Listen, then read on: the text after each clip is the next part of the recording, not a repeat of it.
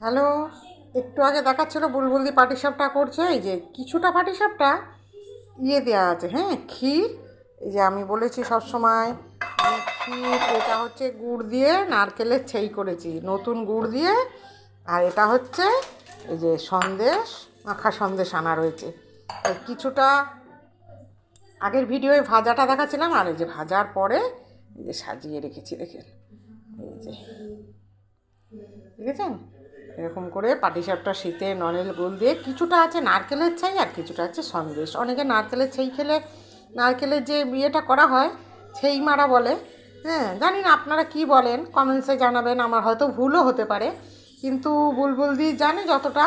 আর কিছুটা আছে এই যে সন্দেশ, এই যে মাখা সন্দেশ, এই যে মাখা সন্দেশ এনে রেখেছি দোকান থেকে, ওইটার পুর দিয়েছে। অনেকের নারকেল খেলে অম্বল হয়। তারপরে এবারে ওইগুলো একটু, এই যে দুধটা গাঢ় করে জাল দেবো, এক প্যাকেট দুধ গাঢ় করে জাল দেবো, দুধে দিয়ে তো এটা গুলেইছি, গাঢ় করে জাল দেবো। জাল দিয়ে এটা যেটা দিয়ে ক্ষীর দিয়ে কটা করেছি, ওটা কিছুটা দু একজন গোটা খাবে, আর কিছুটা পিস পিস করে দুধের মধ্যে নলের গুঁড়ে দিয়ে দুধ দিয়ে জাল দিয়ে ওটা পায়েসের মতন করব। ওটা আমি নতুন রেসিপি শিখেছি, ফেসবুকে একজনা করেছে, তাই দেখি তো, খেয়ে দেখি তো। তাহলে এই পর্যন্ত ভিডিওটা শেষ, পরে সব ভিডিওগুলো ছাড়বো, এখন সব ভিডিওগুলো তৈরি করছি। টাটা।